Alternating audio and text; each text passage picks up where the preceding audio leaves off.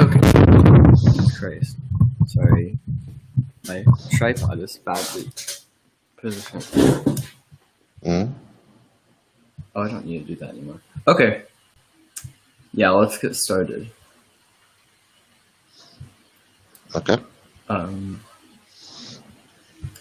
First of all, first thing I need to ask before getting into like the main questions is, have you been diagnosed with, or do you suspect you have any mental conditions, and are you in a different mood than usual?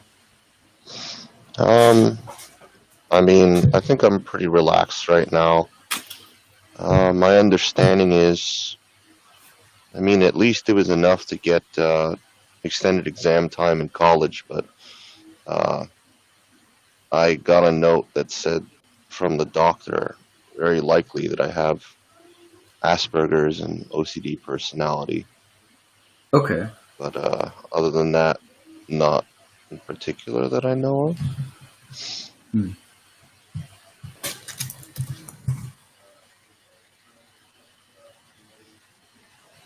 Oh, one moment.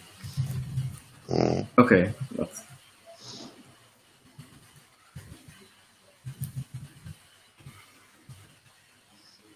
What do you look for in friendships, and what do you typically talk about or do with your friends? I look for depth of understanding, or at least interest in depth of understanding, and extreme levels of open mindedness. What do I typically talk about? Anything that requires depth. Usually it ends up going to some philosophical topic. So even if it started at something else, I'll try to drive it toward some philosophical topic. Like, let's say I'm playing video games with some friends and we're like doing something and it's like a space game, and all of a sudden in the game we do some weird thing, and it prompts a question in my mind like, huh, do we think that this kind of thing in general could be achievable if we, like, think about like our developments in space in the future? Hmm. The issue is that most people wouldn't want to engage in that kind of conversation. So as a result, I have very few people I would really call friends. I see.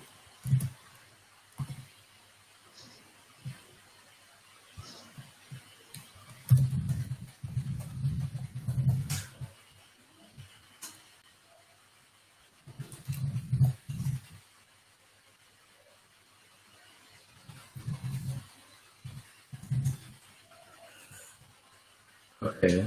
Um, yeah, that makes sense. Do you work or study? If so, where do you work or what do you study? Um, when I'm done with school, at least, I don't think I plan to ever go back. I have a I have a bachelor's in computer science, a bachelor's of computer engineering, and a master's of computer engineering. I work as a um, kernel developer. Uh, Basically, let's say I do middleware software development. So I work at Hewlett Packard Enterprise. Um, yeah. All right. Was this? How did you choose that path? Was it what you consciously wanted, or was it an accident, or was it by necessity? It was pretty conscious. What ended up happening was I looked further into like what allows me to kind of do the most stuff from my mind rather than have to worry about, okay, I need to like learn this technology and this framework and this resource and work with these people. I wanted to do something that entirely focused on being able to design things from scratch in my mind, and then use that as the foundation for my work. I don't really enjoy having to do constant research or look at other sources. I want to design everything in my head. The other reason was because I wanted to be specialized enough that people would kind of leave me alone and let me just do my job without a lot of bullshit getting in my way. And I also didn't want to interact with many idiots. or really with anyone at all when I do my job. So the more specialized you get, the more they just leave you on your own and be like, yeah, we don't have anyone else that would touch this, so it's all you. I So it see. was basically one of the most specialized subfields of what I was interested in that I could find that also align with how my brain seems to work. So that's why I went there. Okay.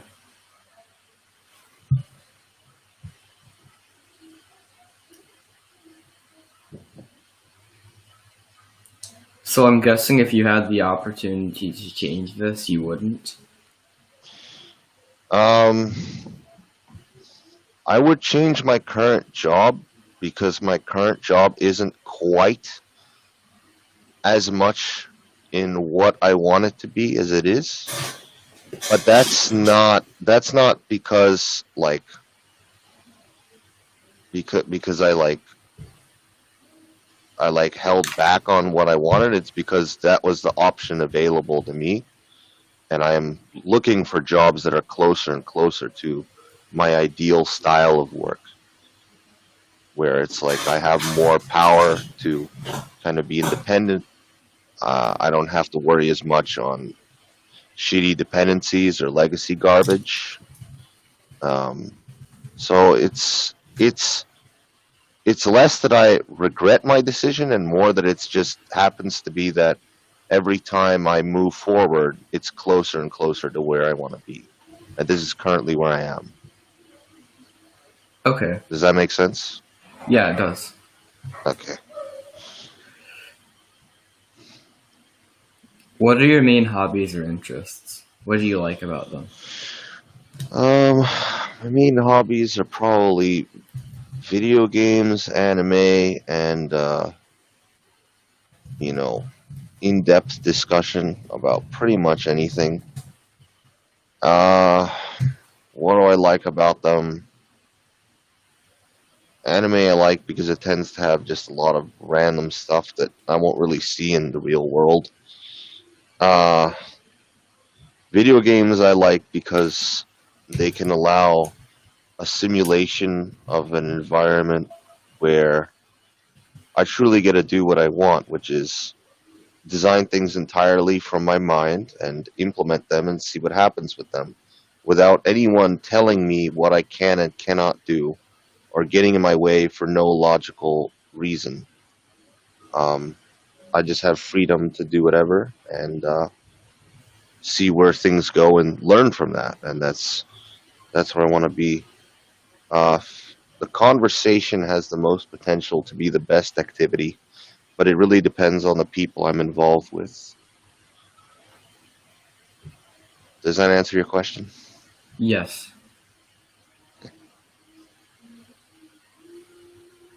Um,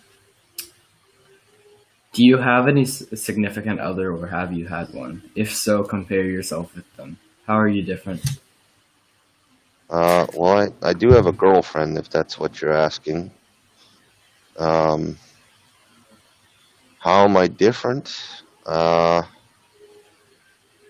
well, one of the primary differences in our dynamic together is that I'm more of the person that tends to kind of clarify things into words. And by words, I mean a goddamn essay. And I provide a lot of different detail, maybe a lot more than is needed. Whereas what she does is she kind of gets what I'm saying and she kind of crystallizes it into, usually I'd say in the form of providing a perspective that it seems that I didn't really consider when providing what I did. And then from there, I consider that perspective and then gain a new understanding, new visions, new possibilities, which I then describe. And she does her thing, and then it's a loop of, it's a positive feedback loop that allows us to continue moving forward in conversation. So I guess that's one dynamic that works really well, and that is a difference between the two of us. That almost sounds a bit like a mirror activation. relation. A what?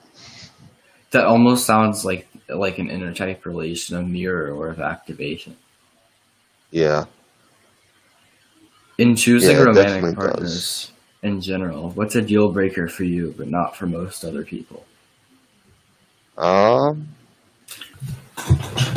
I would say extreme open-mindedness is a requirement for me, and not having extreme open-mindedness is a deal breaker. Whereas most people seem to find it normal that others will hide things, have secrets from each other, um, and overall just have things that they want to not fully, share with their partner, and like hold it to themselves, or share that secret only with other people. That's a deal breaker for me, because it will at some point manifest in my mind as anxiety in regards to why the person isn't comfortable sharing it with me, and that will create a void in the relationship Mm, as time goes by. So that is, I would say, an example. okay.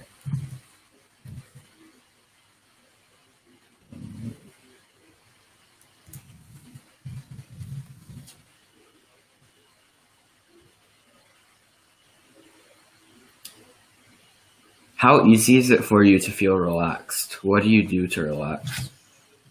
Um, I need to be excessively mentally stimulated to relax.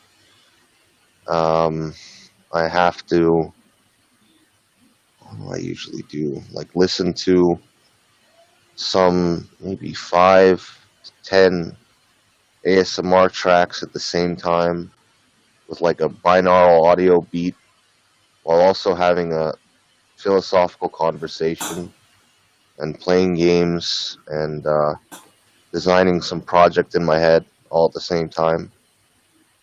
That's the average level of mental stimulation I tend to crave, and without that, I will just be anxious, and I will have no control over my anxiety and where it goes.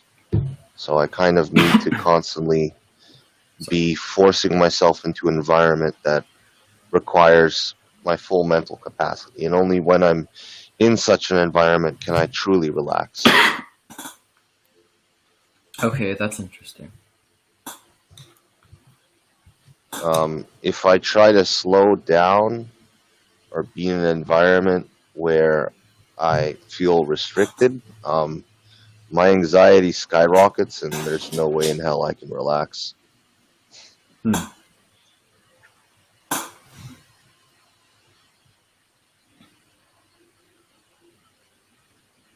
What do you think you're best at? When you receive compliments or praise, what are they about? Um, Clarity, uh, maybe ability to describe very abstract things. I seem to be praised a lot for being able to teach very effectively. Hmm. Um,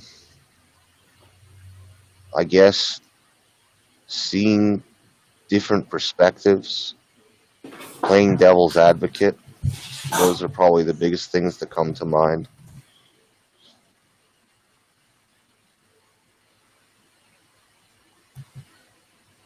I see.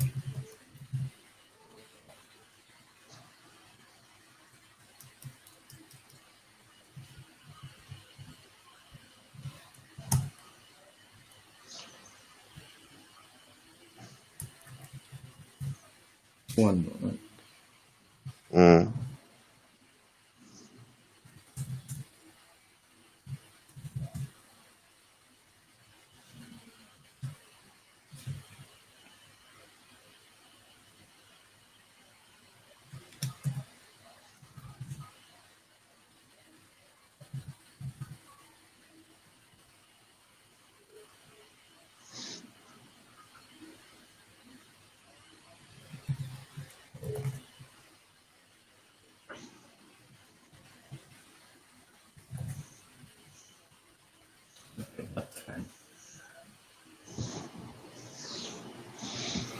Um, when you're teaching others, what is that about? Like what you were referring to, and what is your style in doing? Uh, you mean what do I teach people about, or how do I teach them, or what do you Like mean? when you were specifically mentioning that, what did you have in mind? Oh, I mean, it's really kind of for anything, because like, yeah, I mean, of course, I've been a university tutor for a while, and like people praise me for my teaching abilities then, but I mean, I've just had random conversations with people where I was talking about some complex thing, and they're like, wow, like, I've had a lot of people try to explain that to me and I didn't get it, and you explained it really well and I understood, and Hmm. they thanked me. So it sounds like in general, I'm very good at taking complex topics and then explaining them to people who don't have much background on it.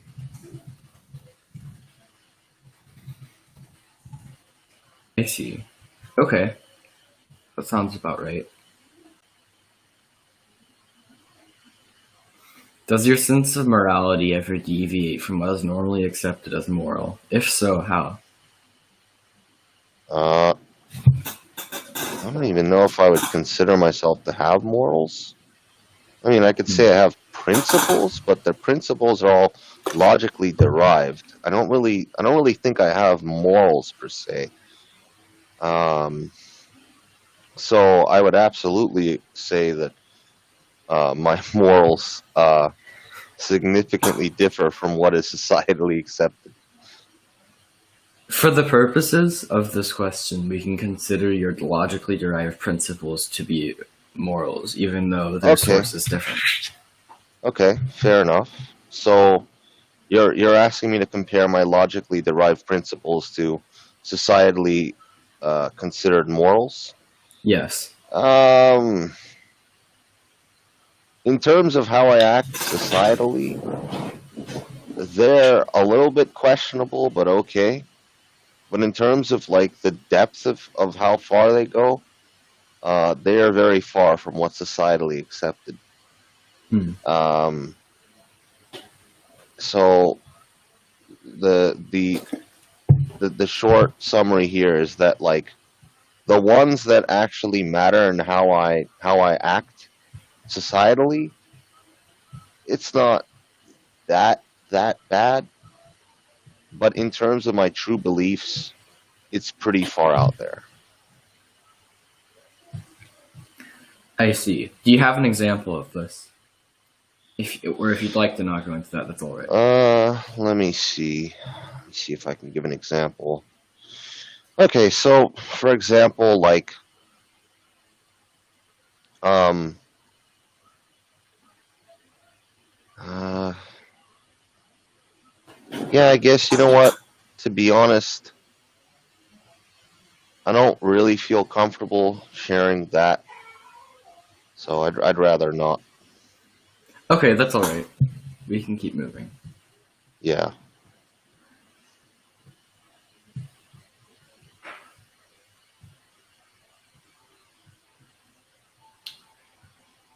Um, how strong are your emotions? When your mood changes, is it for an observable reason, or is it seemingly random? Um, my emotions are pretty strong, but it's very easy for me to track the pattern of what happened to cause them. Uh, the problem is resolving it is not easy. Okay. It's a little bit like, anxiety starts, and I know where the anxiety is coming from. But getting rid of the anxiety is a nightmare because I have to actually logically argue with myself and convince myself that I'm okay. But the problem is that convincing myself I'm okay is not easy because I'll just be like, oh, you've convinced me that I'm probably okay, but not definitely okay. So that means that I'm still anxious. And I'm like, shit, can you please calm down? And my brain's like, nope, sorry. I'm not convinced. I'm like, fuck. Yeah. So something like that. and my emotions are pretty strong. I've just gotten pretty decent at managing them societally. Like, for example, I induce crying intentionally when I'm in private, so that I'm less likely to feel like crying or showing emotions in public. Hmm. I mean, in general, I'm the kind of person that feels emotions for things before the event actually happens. So when the event happens, I'm kind of like, less expressive. I That's see. kind of intentional. I don't know if I'd say it's intentional so much as that's kind of how it works out. But I guess I prefer it that way because it leads to less complications with other people. Okay.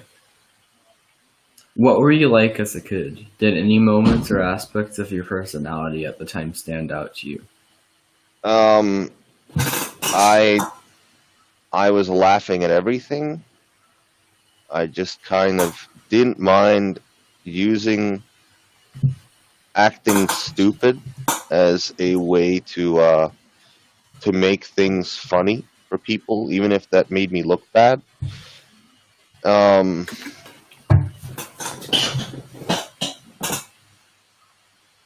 I I mean, see. yeah, I was basically like the class clown, and uh, people thought I was like unable to do anything in life because I couldn't focus on school or assignments. And it wasn't until my parents like kind of gave up on me in some sense that like probably around seventh grade I got all A's. I went from like basically F student to all A's, and I had to question what the hell happened. And then I realized that I was self motivated by learning, and for the first time in my life, rather than being forced to do homework, I just kind of like looked into it. I was like, oh, this is interesting. Oh, this is interesting. And then I spent more effort than was required on the assignments, and all of a sudden, stuff happened.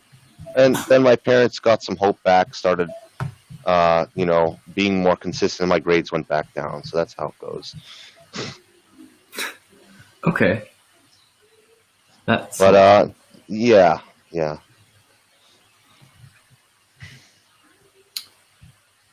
Okay. I think I probably know your type at this point, but Okay, I'm trying to figure out how to verify.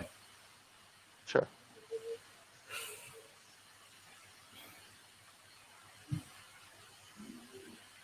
Or would you rather me just tell you what I think right now and we can sort of Um, discuss it? I don't mind. I don't mind you spending more time verifying it. I prefer we Okay. we be more sure. It's not like I'm in a hurry per se. I'm already here. Yeah. Yeah, it's been like 20 minutes so far. Yeah, that's fine. Does anyone watching have questions they'd like to ask? That might help. Mm.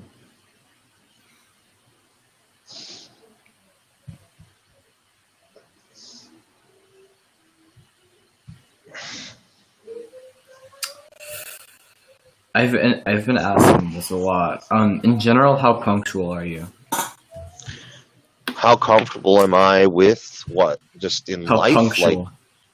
oh, punctual. Punctual. Okay. Yeah. Okay. You mean like to events, to like hang out with friends? Like, is all punctuality equal here? Like, what do we consider to? How do you define punctual, really? I mean, yeah, you could consider all of it equal, but if you'd like, you can like sort of separate it into different categories and then evaluate all of Okay. those, or just whatever you feel like doing. Okay. I think I'll do that. So, I mean, yeah, with family, I can kind of not really care. I'll only be punctual if I know like someone's driving me somewhere, or like usually they'll know that I don't really want to do anything, so they'll kind of like offer to take me, and I'll just kind of wait until they drag me wherever. So in that case, given that I'm usually just home doing whatever, like it's pretty easy to just take me from where I am and take me to the location. If it's like work or school, I'm less punctual than I should be, uh, but by accident. Normally, I try to be punctual. With work, I try to be punctual. So it's kind of like I'm either really punctual or really not punctual. Uh, and with school, it wasn't so much that I wasn't being punctual as I was literally not caring.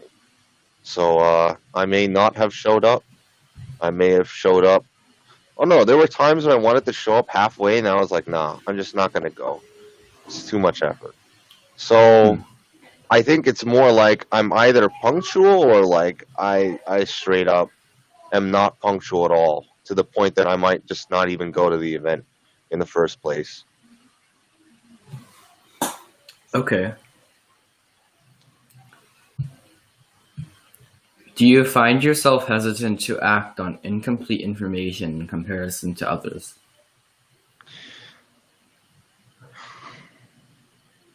Uh, define incomplete information.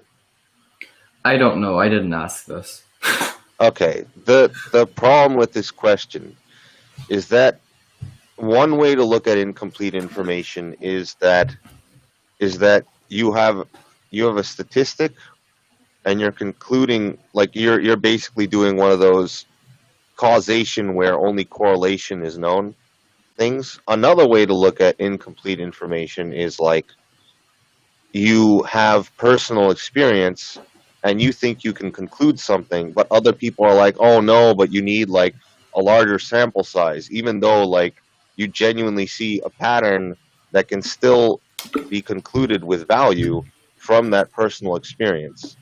In that case, I agree that the first one, I would be hesitant to act that way. But in the second one, it's less that I would act on it and more that it would become a data point in my mind, which may form a conclusion in the future or immediately. So would I be hesitant to act? I guess, but I'd be hesitant to act on any kind of information, no matter how complete it supposedly is. I see. Because even if the information is complete enough, it doesn't necessarily mean that in my mind it will form its own meaningful conclusion of how I should do something differently or act on something. In fact, I think I come off to a lot of people as not listening because they'll literally tell me something and I'll be like, okay, I agree. And then I'll go and do my own thing and they'll be like, wait, I thought you said I agreed. I'm like, yeah, I agree. I just don't think it's enough for me to conclude that I need to act exactly the way that you want me to act. Yeah. Okay.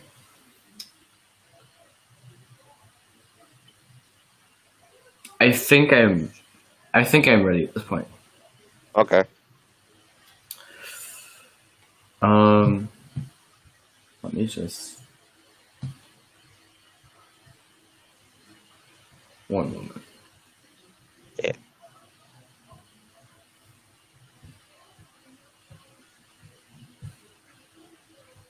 Actually, I have one more question. I think. Oh, yeah, sure. No problem. What is your attitude towards new people who you don't know well? I mean, not before you, like after they've approached you, for example. I mean, I judge a person on the value of their character. I I mean, I've seen new people that I value more than people I've known for years. So, I mean, uh, does that answer your question, or is it something slightly different that you were asking? I think I might need to rephrase.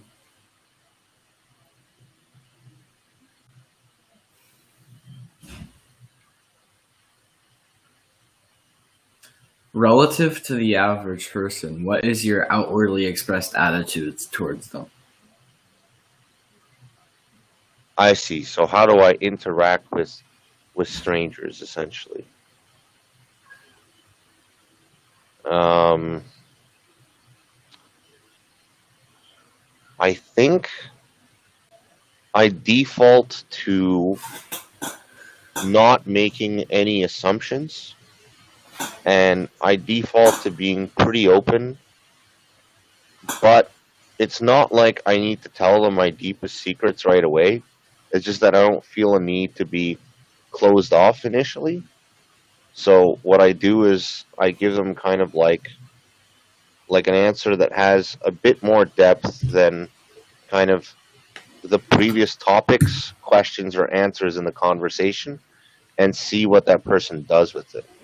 And then I continue to drive more and more depth to get a sense of what point does the other person start having their eyes glaze over, give up, get angry, etc., etc. And that kind of gives me a judge on the person's character and how much potential there is for me to, try to maintain some form of contact with them in the future. Hmm.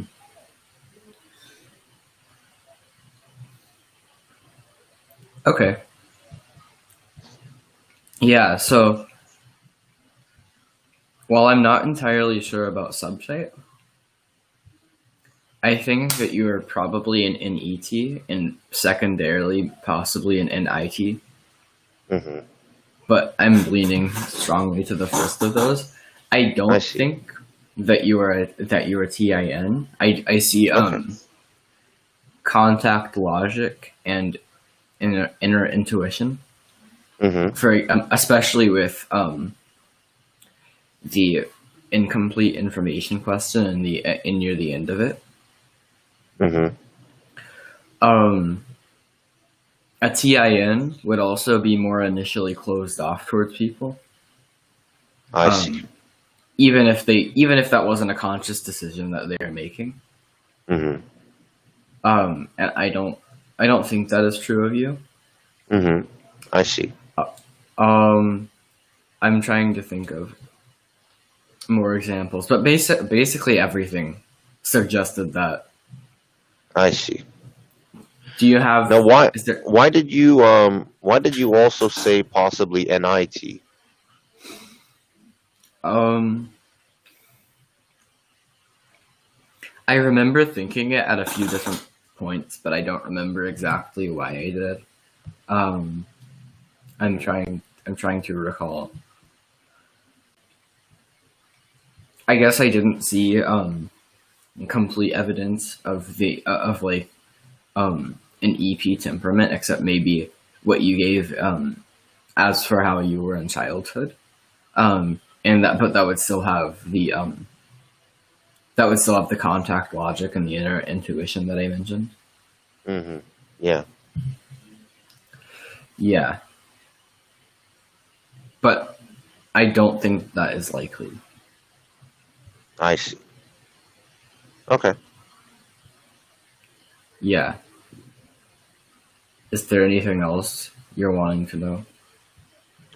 Um. I mean, I guess. Uh. What do you think that should mean to me as a whole in terms of like what my preferences are for doing different activities, or like I guess what I'm saying is I gave you a bunch of information on what I at least perceived as what I think is best for me. But, you know, given what you said, you know, maybe you see ways in which that I could do certain things differently based off your suggestion of what my type is. Is there anything in particular that stands out to you in that way of things Well, that you think I should focus on more for the sake of my strengths and weaknesses? I think in general, one of the most helpful things that anyone can do is try to fulfill the social mission of their type, and the main focus of that is on the identity element, and on the identity function, and on the benefactor function, Mm-hmm. which specifically for you are NE plus, which would sort of set the goal, and TE minus as sort of the implementation. Mm-hmm. So how this manifests in the NET is that often innovative yet logically thought out actions in the real world, and sort of making an impact and having large amounts of influence in the intellectual sphere. Hmm. But it's difficult to give you like a step-by-step guide or anything. Of course, of course. Yeah. Yeah. So, Okay. but in general, if that is truly your type, then you should be able to find ways over time to fulfill. Yeah, I mean that's more or less what it seems that like my goals had been oriented toward. A lot of things like finding ways to improve education, if not largely, then at least for select individuals that I think are really worth my time. Um, you know, kind of radical ways of helping the world be more understanding of different kinds of ways of thinking, different kind of ways of understanding the world, and just a healthier perception of like, you know, individualism and how people understand things really. So Yeah, in some sense, yeah. you should definitely have the ability to make a large impact on and pioneer new fields of thought. Be able to like approach most subjects, Hmm. and then think of them in an entirely new way, and that's what you should use to your advantage. Yeah. Yeah. Okay. Sounds good. Yeah. Anything else? Uh, Not particularly that I can think of. How about on your side? Um, not not really. This was pretty quick. Okay. Okay. Um, I think I will let you go then. If you do have any other questions, feel free to ask at any Okay. point. Okay. Okay. I'll message you if I have any questions. Thanks. Okay, perfect. Yeah, of course. Yeah.